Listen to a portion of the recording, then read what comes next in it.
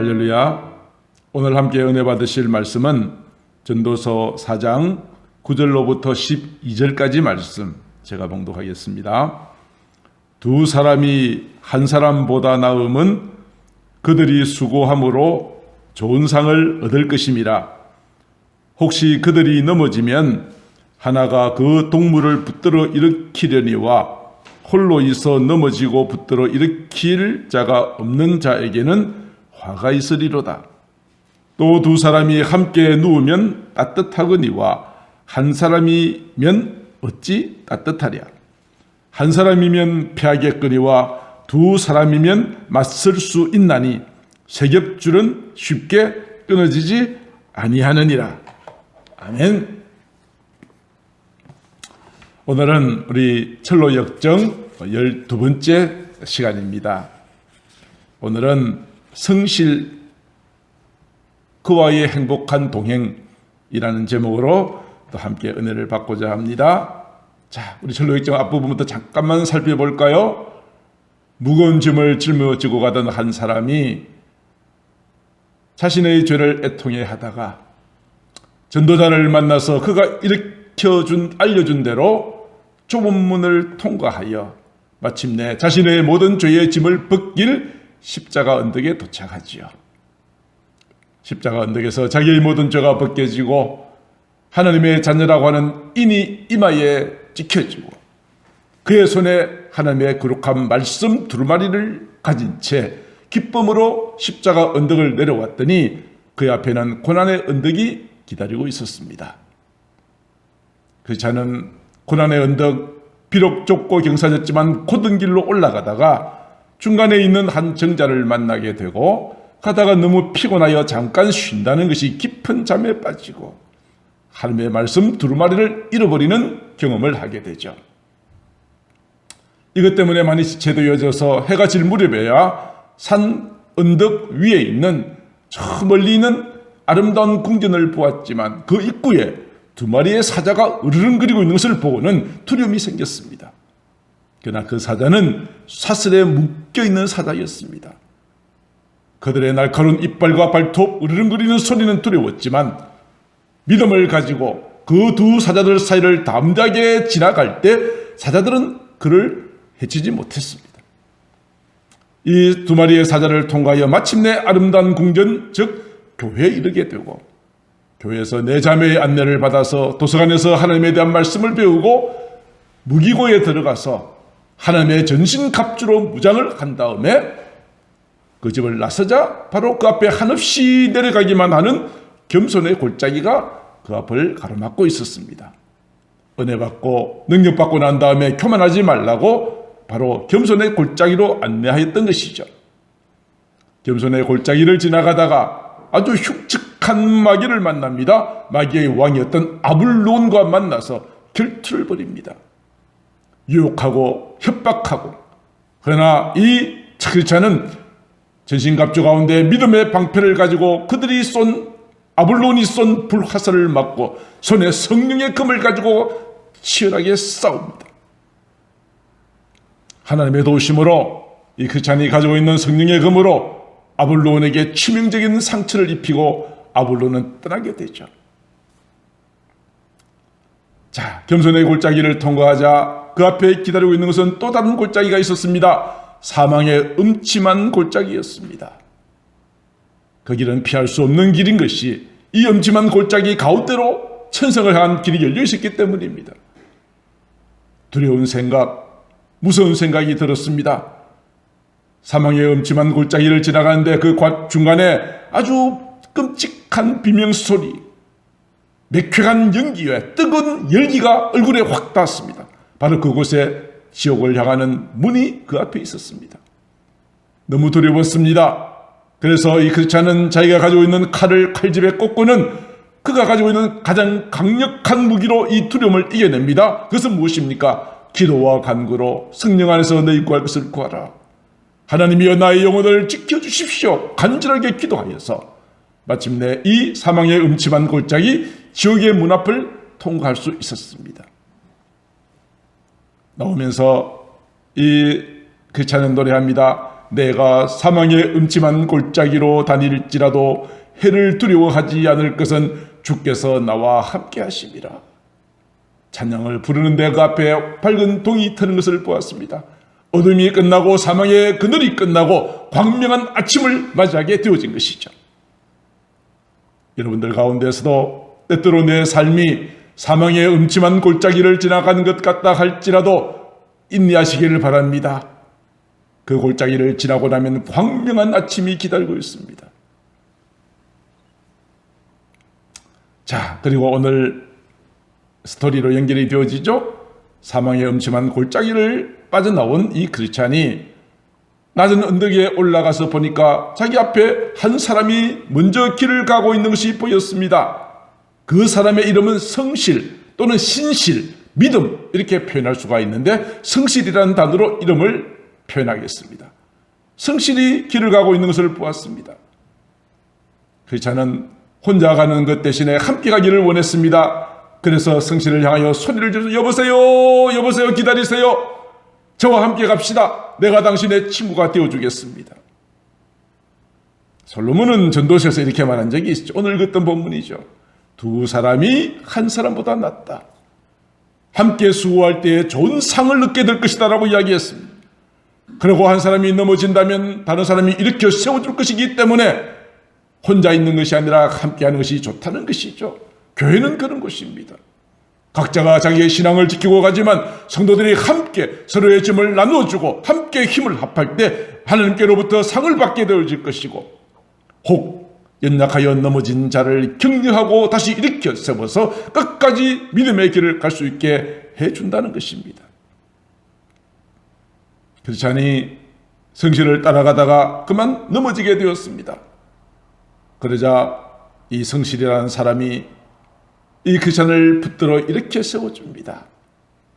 그러면서 두 사람이 이제 함께 순리의 길을 가면서 여러 가지 대화를 나눕니다. 오늘은 그 대화 내용입니다. 오늘 이 대화 내용을 가만히 살펴보면 성도들과의 대화는 성도들끼리 하는 대화가 어떤 주제여야 하는 것을 보여줍니다. 비방하는 말이나 더러운 말로 하는 것이 아니라 서로에게 유익을 주고 믿음으로 격려하고 소망을 주는 그런 말을 해야 한다는 것을 알 수 있습니다. 자, 오늘은 성실이 그가 멸망의 도시에서 빠져나와 여기 올 때까지 그가 만났던 사람들의 이야기를 간증을 하고 있습니다.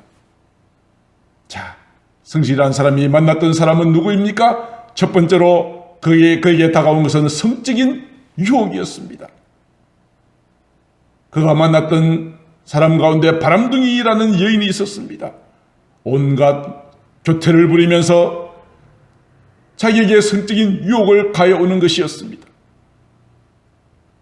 젊은 청년이었던 이 성실은 마음이 순간적으로 흔들릴 때도 있었습니다. 그러나 그는 그의 마음속에 하나님의 말씀을 기억합니다.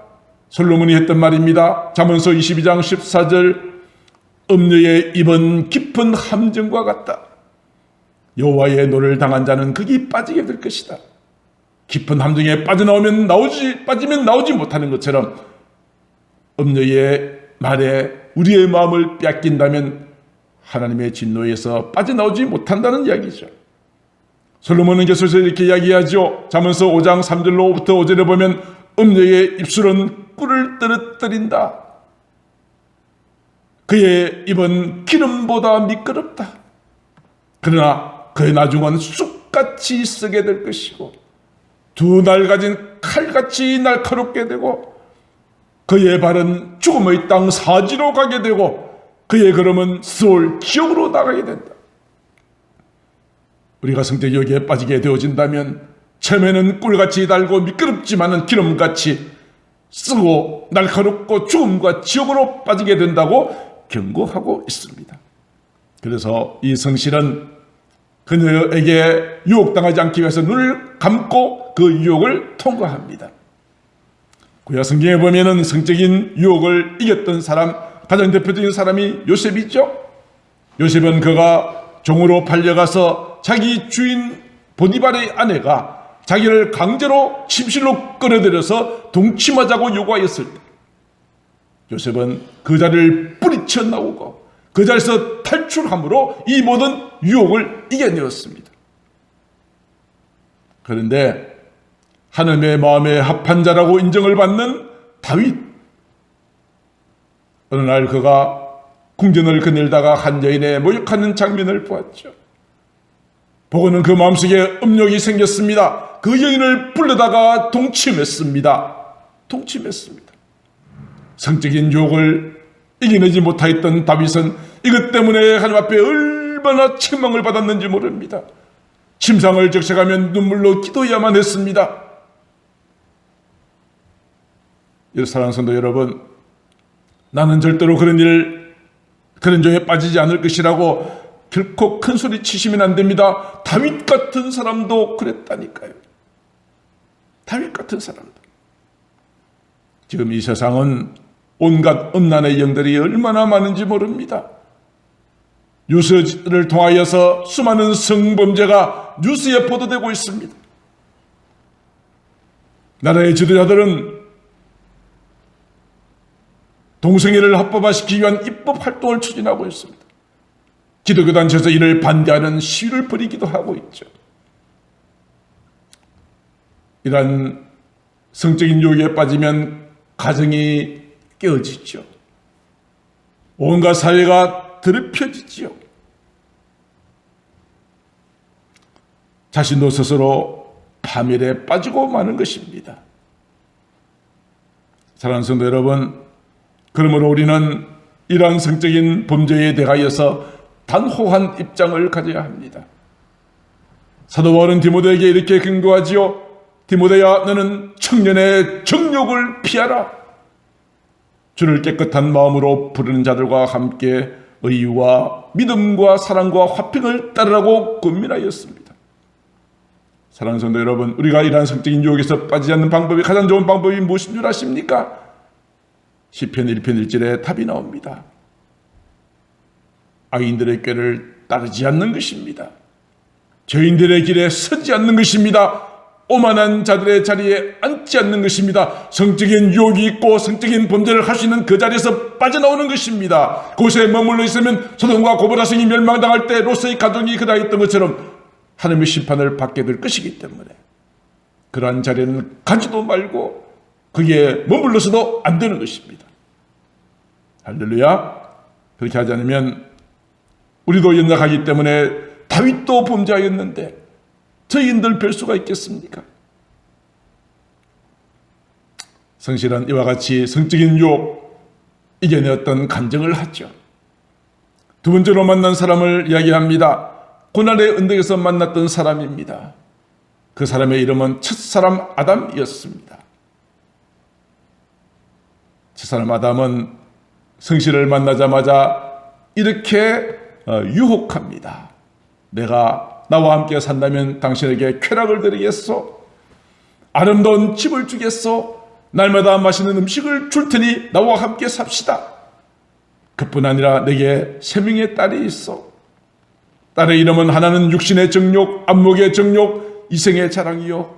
자, 어떻소? 내 딸과 함께 결혼하고 세상의 모든 부귀 영화 쾌락을 즐기면서 사는 것이 어떻겠소? 성실의 마음은 또 이 말을 듣고 또 흔들렸습니다. 야, 정말 이렇게 살면 정말 멋진 인생이 될 것이다. 그렇게 생각을 하였던 것이죠. 그러나 이 첫사람 아담의 이마에 이런 글자가 쓰이는 것을 보았습니다. 그의 행위와 함께 옛사람을 벗어버려라. 옛사람.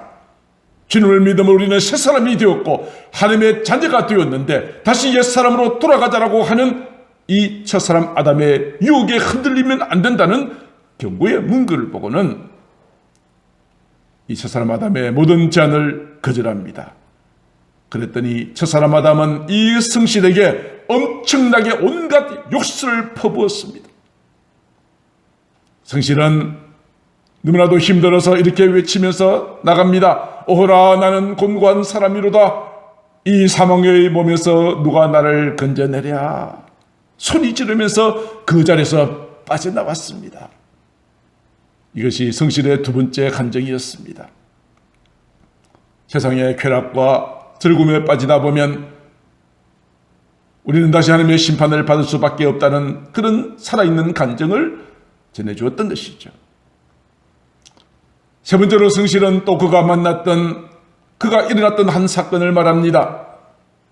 고난의 언덕에 올라가 있을 때 어떤 사람이 자기 뒤를 막 쫓아오더니 자기를 막 사정없이 내려 갈기는 것입니다. 깜짝 놀랐습니다. 내게 왜 이렇게 하십니까? 라고 물었더니 그가 이렇게 말합니다. 네가 첫사람 아담의 말에 마음이 흔들렸기 때문이다. 나는 그 사람을 따라가지도 않았지만 마음적으로 동조했던 이것을 용서하지 못하는 사람의 공격. 그 사람의 이름은 모세였습니다. 모세의 율법. 모세의 율법은 우리의 죄를 드러내고 정죄하지만 용서라는 것을 모릅니다. 그 자는 자기를 공격하는 모세를 향하여 제발 자비를 베풀어 주십시오라고 했지만 계속하여 때리고 공격했습니다. 율법은 우리를 죄를 용서해 주지 못합니다. 죄를 드러내기는 하지만 용서해 주지 못하는 것이 율법입니다. 갈라디아서 3장 10절에 이렇게 말하죠. 무릇 율법의 행위에 속한 자들은 저주 아래 있다. 율법은 저주하고 죄를 정죄하는 역할을 할 뿐이죠. 누구든지 율법의 책에 기록된 대로 모든 일을 항상 행하지 않으면 저주 아래 있다고 했습니다. 기록된 모든 율법을 한 글자도 틀림없이 하나도 빠짐없이 행하지 않으면 저주 아래 있는 자라 하였으니 어느 누가 이 모든 율법을 다 지킬 수 있다는 말입니까? 불가능하죠. 모세 율법은 이와 같이 차이는 없습니다. 그때 한 사람이 나타나서 모세의 공격, 율법의 공격으로부터 그를 보호해주는 사람이 있었습니다. 그 사람의 이름은 처음에는 이 사람이 몰랐습니다. 나를 구원해주는 자가 누군지 몰랐습니다. 그런데 가만히 보니까 손에 못자국이 있습니다. 옆구리에 창자국이 있는 것을 보았습니다. 모세의 율법, 이 공격으로부터 우리를 방어해주고 지켜주시는 분은 우리를 위하여 양손과 양발에 못 박히시고 옆구리에 창에 찔리셨던 바로 그분 예수 그리스도이셨던 것입니다. 그래서 사도 바울은 로마서 8장에서 이렇게 말하죠. 그러므로 이제 그리스도 예수, 못자국과 창자국에 찔리셨던 바로 그분 안에 있는 자에게는 결코 정죄함이 없다. 이 정죄는 누가 주는 것입니까? 모세의 율법이 주는 것이죠. 그러나 주님 안에 있으면 정죄하지 않는데요. 왜요? 이는 그리스도 예수 안에 있는 생명의 성령의 법이 죄와 사망의 법에서 우리를 해방시켜 주셨기 때문이라고 하였습니다. 주님 안에 있으면 우리의 모든 죄가 용서함을 받습니다. 주님의 의의 옷을 입습니다. 하나님이 보실 때 나는 여전히 죄인이지만 주님의 의의 옷을 입고 있는 우리를 보시고 너의 죄는 용서받았다라고 인정해 주시는 것이네. 우리의 진정한 구원 되시는 분은 오직 예수 그리스도 그분뿐이심을 성실은 그의 간증을 통하여서 말하고 있는 것입니다.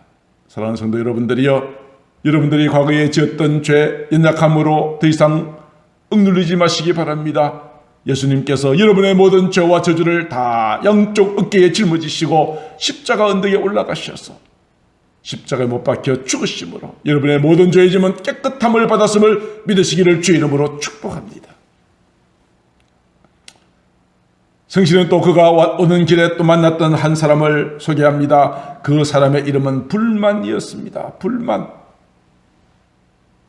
이름 그대로 그 사람은 끝없이 입만 벌이면 불평을 쏟아내는 사람이었습니다. 불만의 특징은 이것입니다. 교만한 것, 오만한 것, 스스로 자기를 높이는 자만한 것과 세상 영광이라고 하는 특징을 가졌습니다. 이스라엘 민족이 애굽에서 해방되어서 가나안 땅으로 가던 중에 광야를 통과하죠. 가다가 조금만 어려움을 겪으면 원망불평합니다. 모세와 아론을 원망하고 하나님을 원망하던 자들이 했던 말이 있죠. 다시 애굽으로 돌아가자. 얼마나 교만하고 불신앙적인 표현이었습니까? 이와 같이 교만도 불만도 교만한 마음을 가지고 그렇게 말하고 있습니다. 이곳은 더 이상 희망이 없으니 다시 멸망의 도시로 돌아가자라고 이야기를 했습니다. 희망이 없다. 가보아야 별 것 없다라고 불평불만하면서 이 불만이라는 사람은 다시 멸망의 도시 당신이 나왔던 그곳으로 가서 다시 그곳에서 세상의 쾌락을 즐겨야 한다라고 불평을 퍼뜨렸던 것이죠. 이러한 불만을 만났을 때 성실은 어떻게 대응하였습니까? 불만의 마음속에 있는 교만함을 읽었습니다. 자문서 이렇게 말합니다. 교만은 패망의 선봉이요 거만한 마음은 넘어짐의 앞잡이다. 불만의 마음속에 있는 교만, 패망할 수밖에 없고 넘어질 수밖에 없다는 것을 알았습니다. 그의 말을 따라가는 것은 패망으로 가는 길에 동조하는 것이 되어지는 것이죠. 그래서 15장 33절에 여호와를 경외하는 것은 지혜의 훈계라 겸손은 종기의 앞잡이다. 교만을 버리고 겸손한 마음으로 하나님을 경외하면서 불만의 그 불평에 마음 뺏기지 않고 계속하여 길을 갈 수 있었다. 이것이 불만을 일하는 사람을 만난 성실의 간증이었습니다. 그가 또 한 사람을 만납니다. 그 사람의 이름은 수치입니다. 수치, 부끄러움이란 뜻이죠. 이름 그대로 이 수치는 성실에게 끝없이 수치스러운 이야기를 말합니다. 이것이 얼마나 수치스러우냐 하고 이야기합니다. 어떤 것을 말하고 있습니까? 첫 번째로 왜 사람이 기독교를 믿느냐? 왜 신을 믿느냐? 자신의 능력도 얼마든지 할 수 있는 것을 왜 신에게 의지하느냐? 그리고 예수 믿는 사람은 마음이 너무 부드러워. 그렇게 사는 것은 너무 나약한 것이고 무기력한 행동이다. 이것이 첫 번째로 말하는 부끄러움이었습니다. 그러나 우리가 신앙을 가지고 부드러운 양심을 가지는 것은 그리스도의 특징이 아닙니까? 그러나 수치는 이것이 나약하다. 그리고 무기력하다라고 부끄럽다라고 이야기를 하고 있는 것입니다. 두 번째로 수치는 또 이것이 부끄럽다고 말합니다. 예수 믿는 사람들 가만히 보니까 신분이 비천해. 그리고 무식한 사람들이 많아. 무식하니까 예수 믿는 거지 똑똑한 사람 예수 안 믿는다는 이야기죠. 그래서 교회 다닌다는 것은 무식한 사람이라는 소리를 듣게 되니까 부끄럽다고 수치가 말하고 있는 거예요. 세 번째는 무엇입니까? 교회 가보았더니 말씀을 듣고 나면 흐느끼고 울고 애통하더라. 도대체 이게 뭐냐? 말씀 듣고 나면 내가 얼마나 주인이라는 사실을 깨닫고 나를 향한 주님의 사랑을 깨닫고 흐느끼고 울며 하는 것을 부끄러운 일이라고 수치는 말하고 있습니다. 예배가 끝나고 난 다음에 탄식하고 괴로워합니다. 오라 나는 공고한 사람이로다. 내가 어떻게 하면 주님을 기쁘시게 해드릴까? 그렇게 하지 못한 것을 탄식하고 괴로워하는 것도 부끄러운 일이다. 그리고 내가 조그마한 잘못만 있어도 내 탓이라고 말하고 용서를 구하는 것도 얼마나 나약한 일이냐. 돈을 빌리든지 물건을 빌리든지 다시 돌려주는 것도 바보 같은 짓이다. 손해를 끼쳤을 때 배상하는 것도 바보 같은 짓이다. 세상을 그렇게 살피는 것은 너무 어리석다. 고지식하다.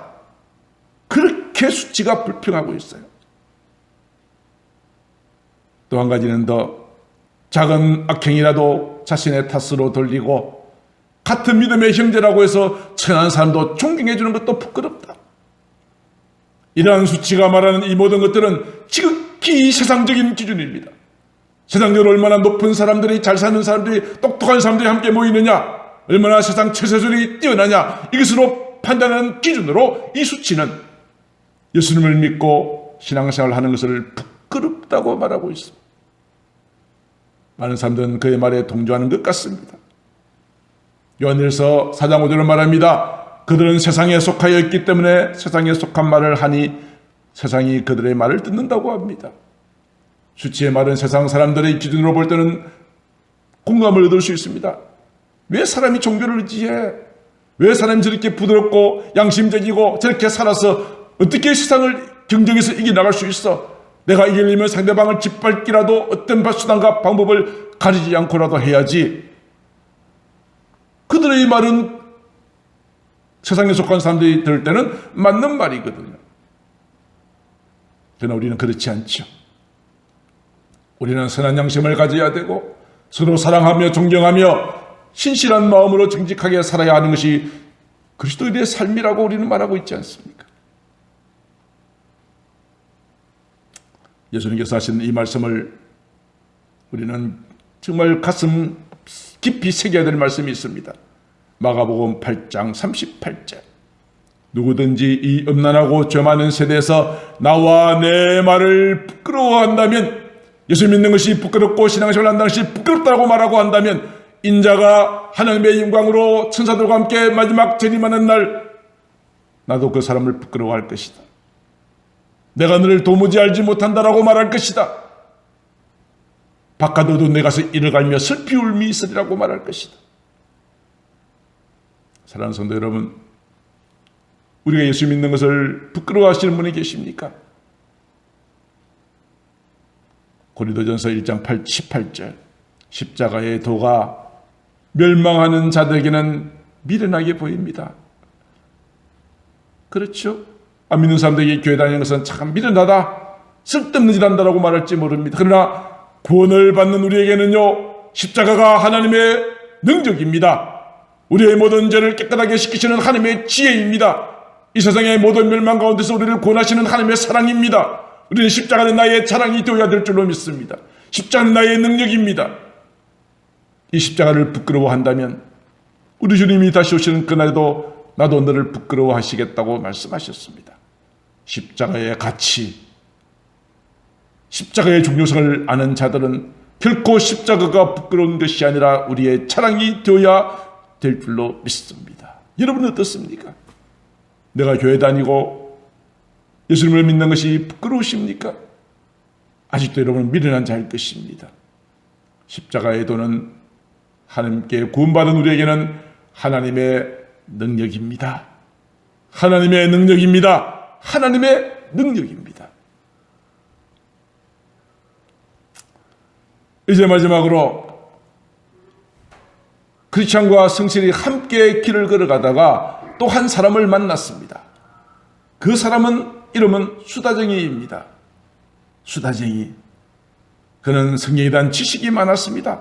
어떤 주제든지 간에 막히는 것이 없었습니다. 얼마나 말을 잘하는지 모릅니다. 말솜씨가 뛰어났습니다. 저 사람은 대단한 믿음이 있는 것처럼 보였습니다. 성실은 말합니다. 야, 저 사람 만난 게 참 잘 되었습니다. 저 사람은 참 믿음도 있는 것 같으니 우리가 함께 동행하면서 좋은 말 들으십시다. 그러나 크리스찬은 이 수다쟁이의 정체를 알았습니다. 그래서 수다쟁이는 그에게 이렇게 말합니다. 수다쟁이에 대해서 성실에게 이렇게 그 사람을 이야기해 줍니다. 성실씨, 내가 볼 때 그 사람은 스스로 지혜롭게 여기는 교만한 사람입니다. 스스로 지혜 있다라고 말합니다. 그런데 성경을 보면요, 그런 사람보다 차라리 미련한 자에게 희망이 있대요.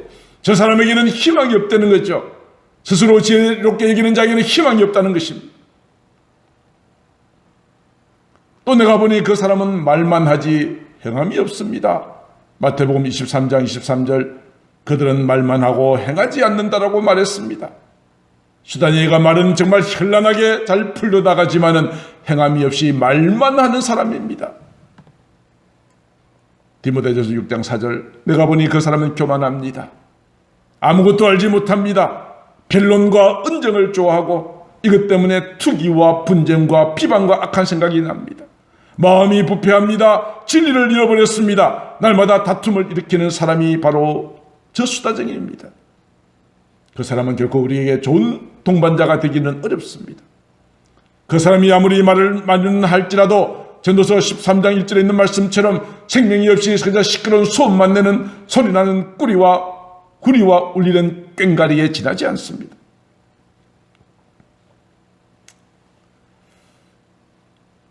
성경은 이렇게 말하고 있습니다. 수다쟁이는 말은 많이 하지만 행함이 없다고 하였죠.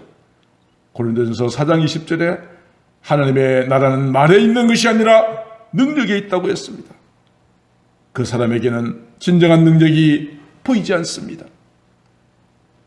지금 이 세상에는 수많은 사이비들, 가짜들이 참 많이 판을 치고 있습니다. 많은 사람들이 그들의 미혹에 넘어갑니다. 그러나 우리는 오늘 이 말씀을 듣고 그들의 말이 참인지 거짓인지 진리인지 아닌지를 잘 분별할 수 있어야 합니다. 이단들에 넘어가는 사람들을 보면 얼마나 안타까운지 모릅니다. 사도 요한도 그렇게 경계하였습니다. 요한일서 4장 1절에 사랑하는 자들아, 영을 다 믿지 마라. 오직 영들이 하나님께 속하였는지를 분별해라. 많은 거짓 선지자가 세상에 나왔기 때문이다. 그들의 말이 진리인지 아닌지를 어떻게 분별할 수 있을까요? 분별해야 됩니다. 잘못된 선택을 하면 큰일 나기 때문입니다. 거짓 선지자들의 말인지 진짜 말인지를 무엇으로 분별할 수 있겠습니까? 예수님께서는 이렇게 말씀하셨습니다. 마태복음 7장 15절, 거짓 선지자들을 삼가라. 양의 옷을 입고 오지만은 속에는 노략질하는 이리가 있다. 거짓 선지자들을 삼가라는 거죠. 거짓인지 아닌지를 무엇으로 알 수 있습니까? 그들의 열매로 그들을 알지니.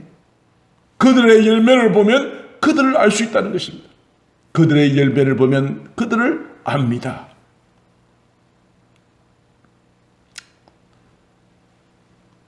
사도행전에 보면은 한 이방 사람이 있습니다. 그 사람의 이름은 고넬료라 하는 사람이었습니다. 이방인 장교였습니다. 유대인도 아닙니다. 그러나 이 고넬료는 경건한 사람이었습니다. 말만 하는 수다쟁이와 전혀 다른 모습을 한번 보여드릴까요? 이 이방인 고넬료는 사도행전 10장 2절에 보면 경건하여 온 집안과 더불어, 그의 경건한 모습은 온 가족들에게 영향력을 주었다는 이야기죠. 하나님을 경외했습니다. 백성을 구제했습니다. 기도했습니다. 혼자서요? 아니요. 온 집안과 더불어. 고넬료의 경건한 삶의 모습들은 온 가족들에게도 선한 영향력을 끼쳤다는 것입니다. 그러나 수다쟁이는 그와는 전혀 반대였습니다. 밖에서는 성자인데 집에만 들어오면 악마와 같은 삶을 살았습니다. 그의 가정에 기도가 없습니다. 회개도 없습니다. 정직하지도 못합니다. 자녀들에게 세상 처세술만 가르치지 참된 진리를 가르쳐주지 않습니다. 가족들은 이 남자를 이렇게 인식합니다. 그는 구두쇠입니다. 욕심쟁이입니다. 욕쟁이입니다. 하인들에게도 부당한 대우를 하는 사람입니다. 그의 폭언과 잘못된 행동 때문에 많은 사람들이 눈물 지어야 했고, 그의 이중적인 삶의 모습을 보고 실망한 많은 사람들이 그를 떠나가 버렸습니다. 예수님께서는 이러한 자들을 마태복음 23장 27절에 이렇게 말합니다. 외식하는 자들이여, 깨끗하게 보이지만 회칠한 무덤과 같아서 속에는 죽은 사람의 뼈와 들은 것이 가득하다. 그렇게 말하고 있습니다.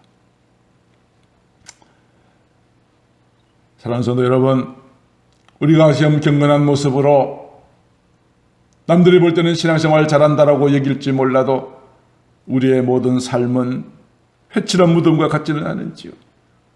마른 사랑을 말하고 자비를 말하고 용서를 말하면서도 내 마음 진정으로는 이것이 이득에 없는 것은 아닌지요.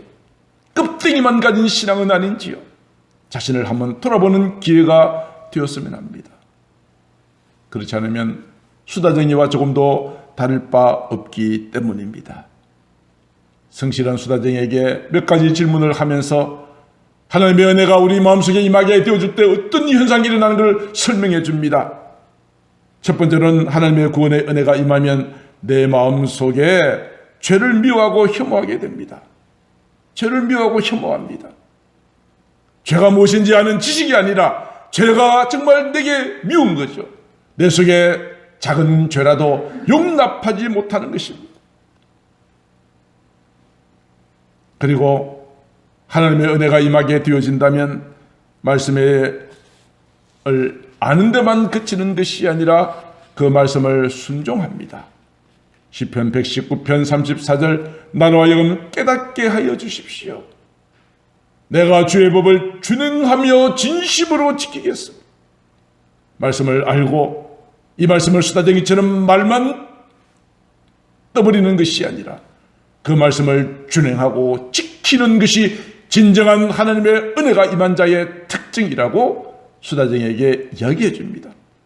수다쟁이는 점점 더 얼굴이 굳어지기 시작합니다. 내가 가장 믿음 생활 잘하고 많은 것을 안다고 생각했는데 성신의 말을 들으니까 내가 자꾸 찔리는 것이죠.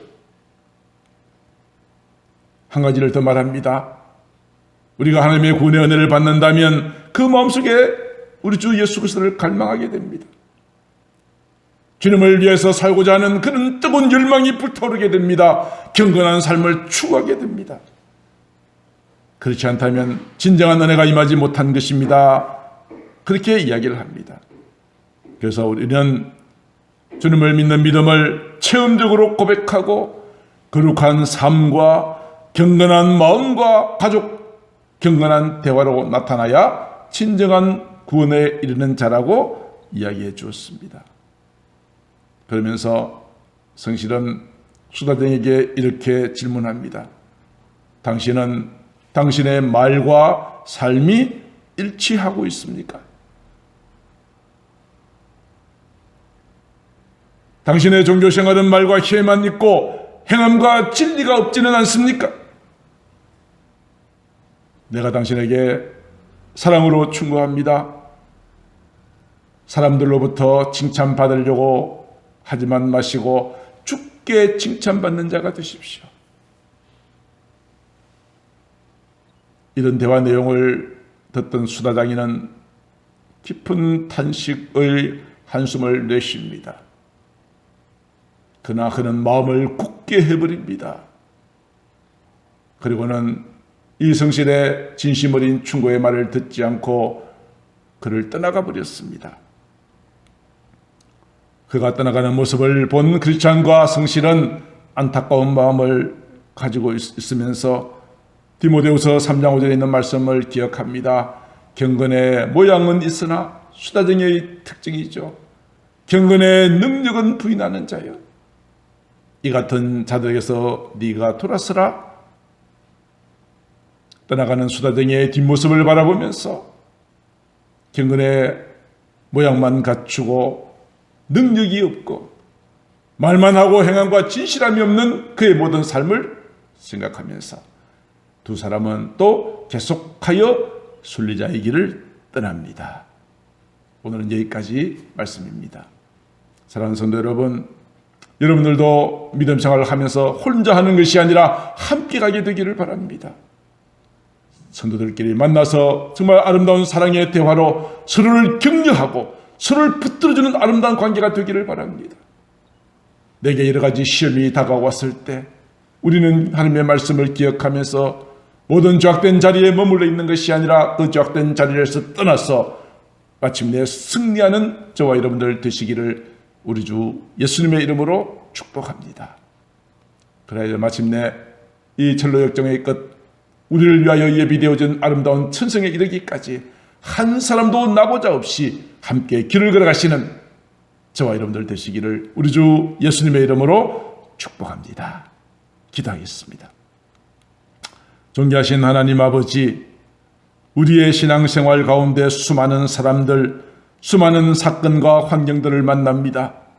하나님 아버지, 그러나 이것을 우리가 믿음으로 잘 이겨내게 하시고 우리를 통하여 많은 사람들에게 선한 영향력을 끼칠 수 있는 저희들 되어질 수 있도록 인도하여 주시옵소서. 아버지 하나님, 그리하여서 나를 통하여 수많은 사람들이 다시 절망 가운데 희망을 얻게 하시고 지옥의 저주에서 주님을 만남으로 죄가 용서받고 해방되어 구원의 그 기쁨을 함께 나눌 수 있는 저희들 되어질 수 있도록 인도하여 주옵소서.